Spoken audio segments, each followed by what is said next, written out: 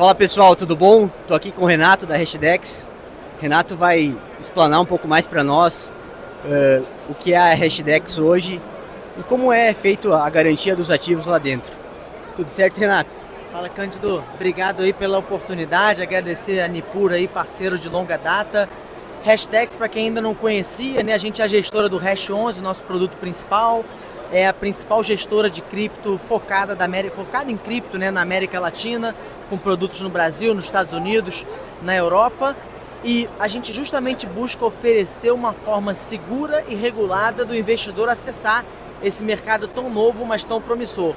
A gente faz isso através de fundos de investimento, faz isso através de fundos listados, os chamados ETFs, e para fazer isso, a gente faz uma custódia desses criptoativos usando custodiantes institucionais, ou seja, empresas que prestam serviço para a gente para fazer a guarda mais segura desses ativos, com seguro, fora do ambiente da internet, dividido geograficamente, com diversas formas de mitigação de risco. Então é importante vocês saberem que com esse tipo de custódia institucional não houve nenhum histórico de hack, roubo, perda de criptoativos envolvendo produtos regulados.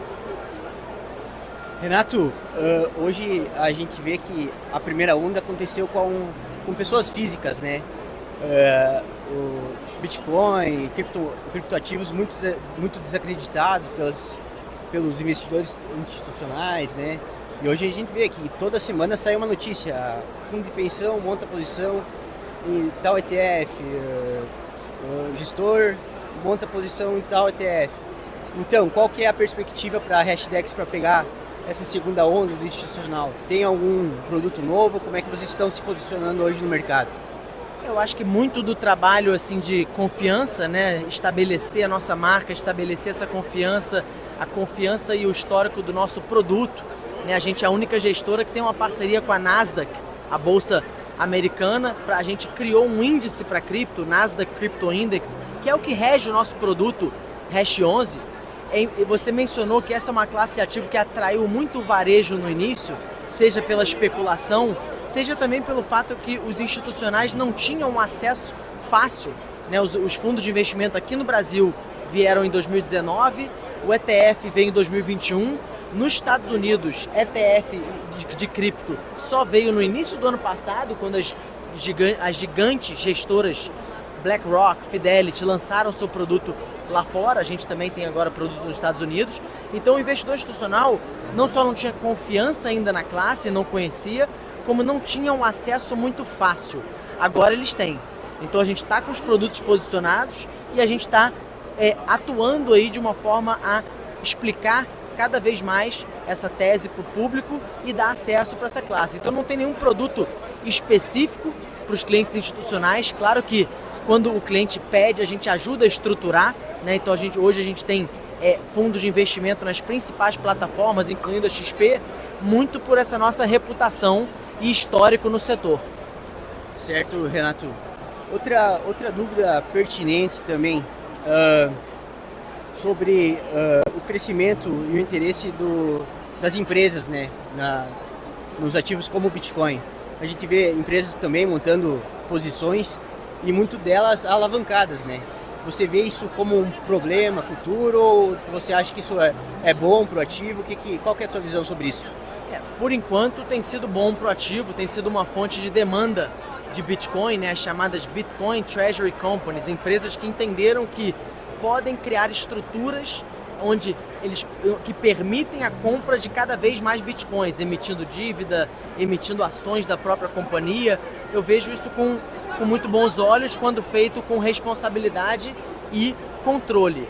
Diversas empresas também fazem isso sem estarem alavancadas, elas simplesmente reconhecem que a moeda fiduciária tem as suas dificuldades, a política fiscal, não só do Brasil, como nos Estados Unidos também, não está numa situação tão confortável. Então como é que eu aloco o meu caixa em um ativo que talvez seja neutro, que não tenha uma jurisdição específica, que não tenha uma política monetária imprevisível? O Bitcoin tem cumprido um pouco desse papel. Então a gente tem visto cada vez mais empresas adotarem parte da sua tesouraria, alavancando ou não, nesse ativo que tem características muito únicas. Renatão, falando também em reserva de valor, Bitcoin parece já ser uma reserva de valor, né? Parece ser muito sólida com todos os conflitos que teve aí, guerra tarifária. Então é necessário a pessoa física ter uma parcela da carteira em Bitcoin também, né? O preconceito não pode mais existir, né? Você acha que quantos por cento é saudável para hoje uma pessoa física ter em carteira a longo prazo de Bitcoin? Legal, Cândido.